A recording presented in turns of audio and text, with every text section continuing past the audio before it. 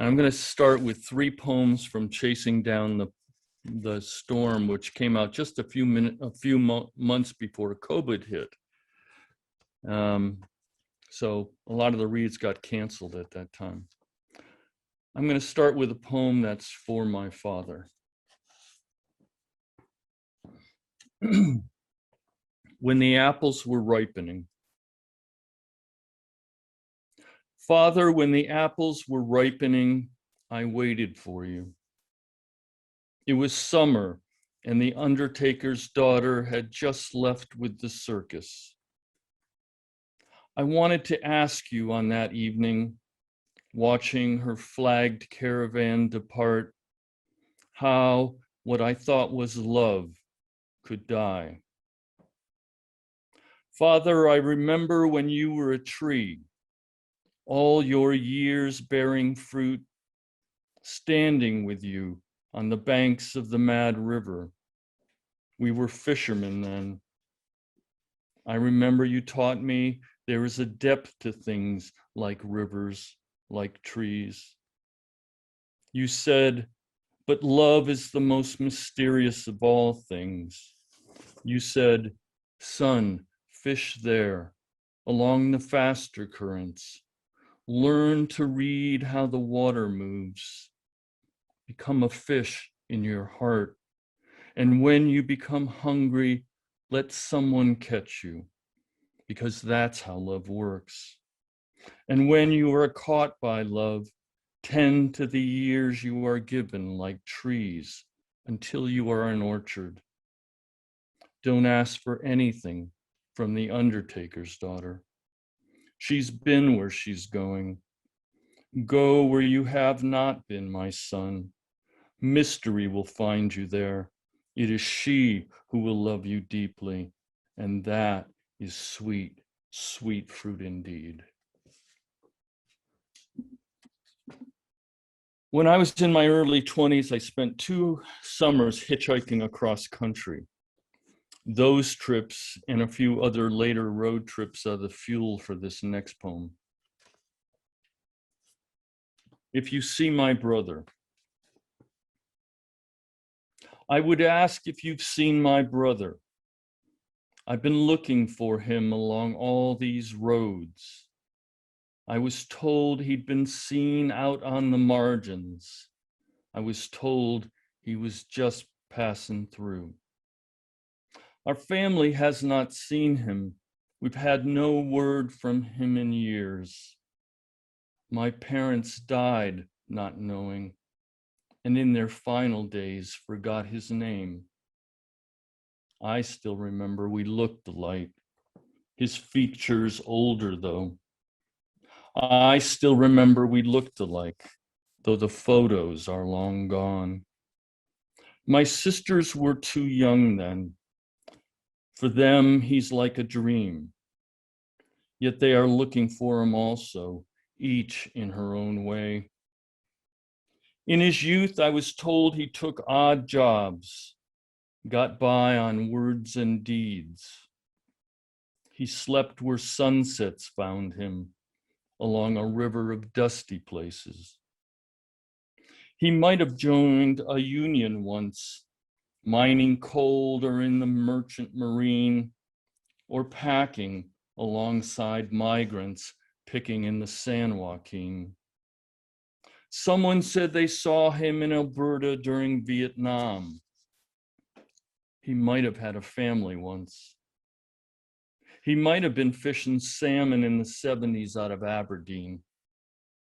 He's been gone so long now, but I still have hope he'll show up or our paths will cross.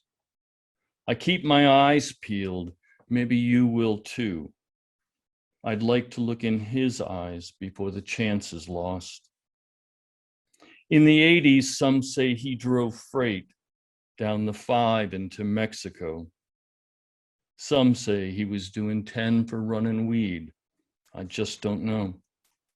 He took risks, but he didn't gamble much.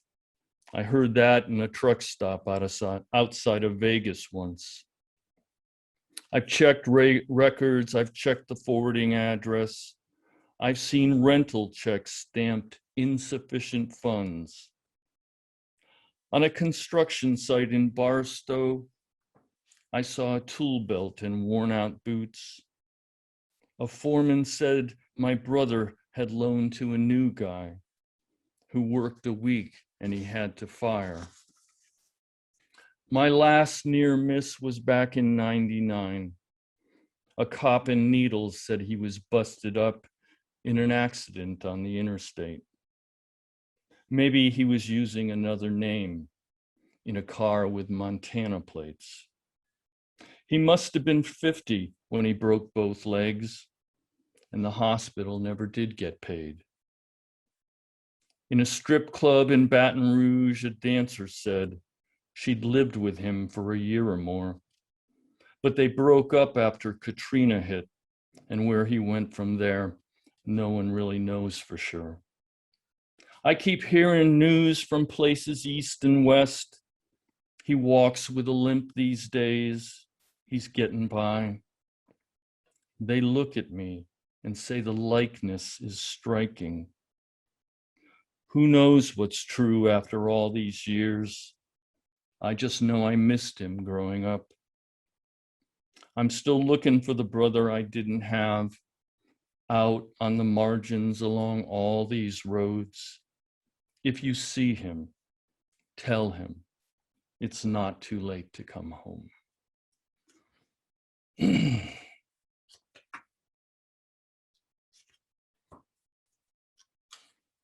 A love poem. Does anybody write love poems anymore? Light of Hours. I have seen her in the light of every hour, each a shade of the girl she wears, like a memory from childhood. I think I know her from another place, when she steps wet from bathing, and I see beneath her skin her timeless child. Yet it is through her eyes she shows me beauty that knows no age, and by the lines about them point to wisdom and everything the years have cost her. In that gaze, so like remembering a dream, I hold my breath when she draws me close to a softer world than I have known. And with a kiss, she says to me, surely you remember this touch, this light, in all these hours of the day. I'm going to read one more love song, love poem. It's called Thread of Words. If I told you how I love you along a thread of words, could you hear them as I intend, neither vague nor distant, but within your heart? Could you feel their message, a glow of violet emotion infused in molten glass, or as bold desire, blood red as the tulip ready to unfold? If I hid their secret in a whisper and placed it behind your ear, would you let it shiver move you? Or if I made them transparent, wrapped in ribbon in your drawer of silks, would you wear them for me knowing what they would reveal?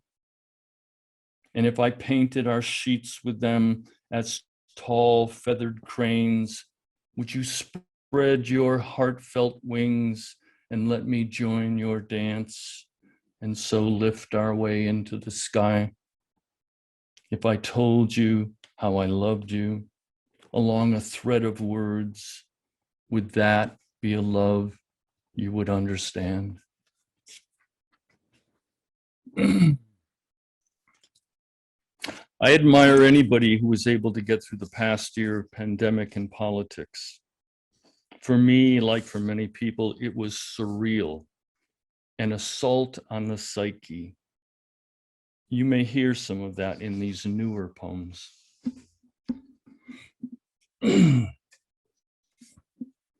Under the Arch of Paradox,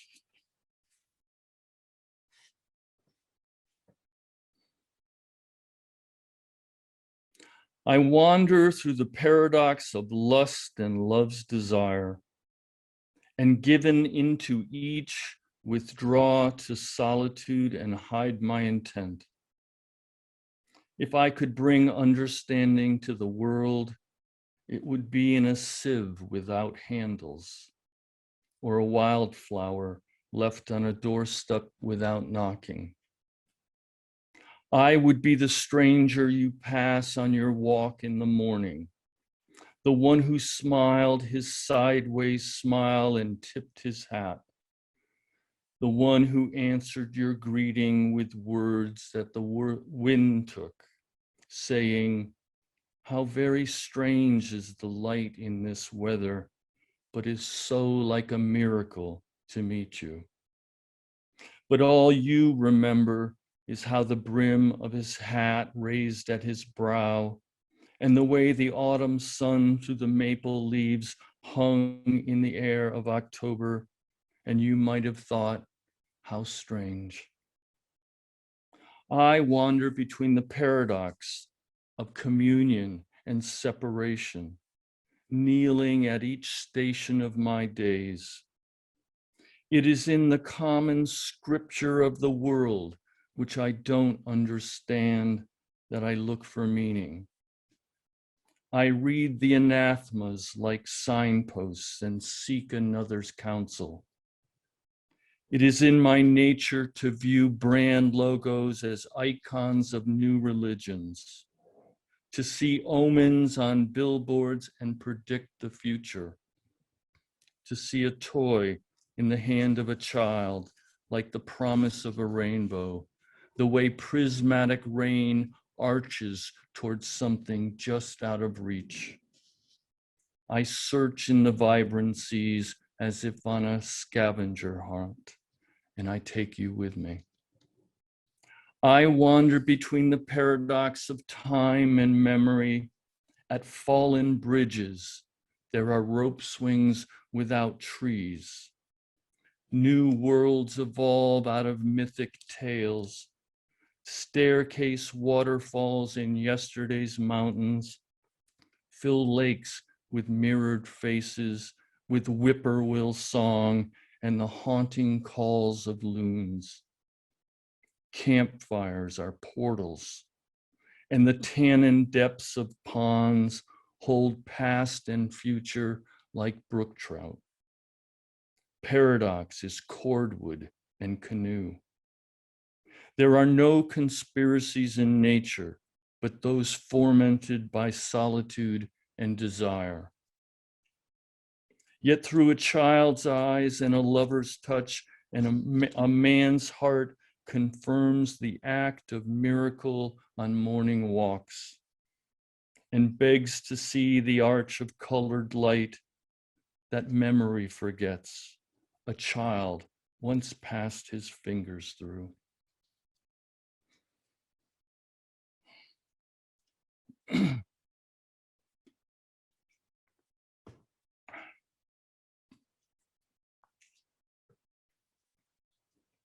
In the Adirondacks, I had a white German Shepherd. I could follow that dog in the dark up a mountain in summer, or walk all night in the winter under frozen lakes in a full moon.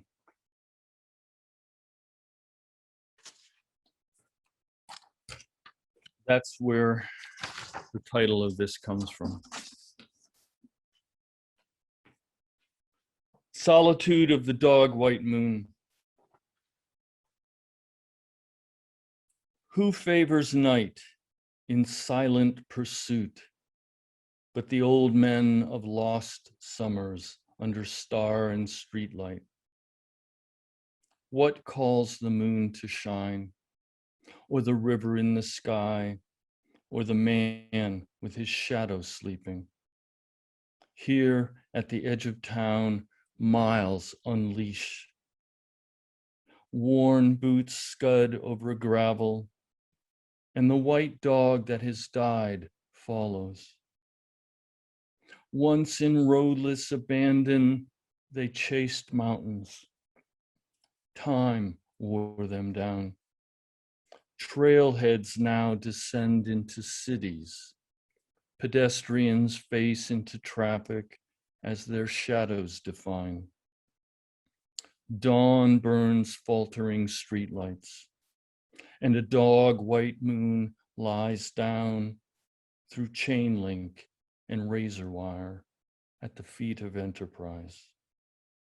The man who favors night lights a pipe on a bench in a park. Morning runners stretching set their watches. Day walkers, commuters, the first city bus. The man who puts his pipe in his pocket, puts his hat on his head, hears a dog bark, feels sidewalks beneath his feet begin to blister.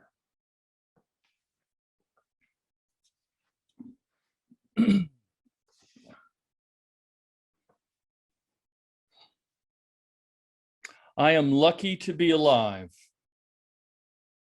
grateful to be received, thankful for solitude and the peace of mind I can muster. Children in my neighborhood play in the street. They call me by name cheerfully.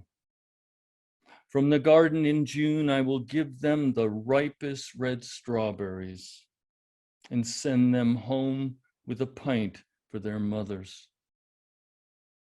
Yesterday, above my house, 2 bald eagles touched in the sky. Come summer, I'll stack autumn's firewood. If the skies of August are free of smoke, I'll watch Perseid meteors shower Paulina Peak. There I will wrap my lover on a lawn chair in blankets up at 8,000 feet. And in the complete silence of the Milky Way, I'll count the falling stars of my good fortune.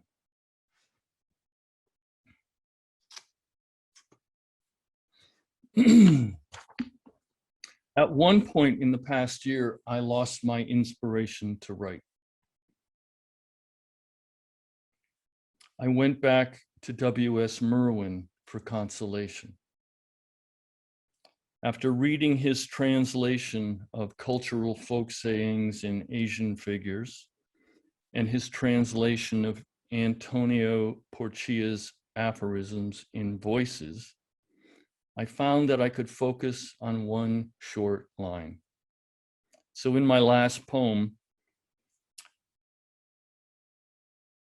I took 15 out of the hundreds that I wrote. Most were terrible.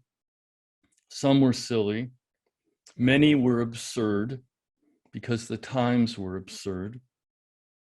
But I'd like to end my read with a mix of 15 of them.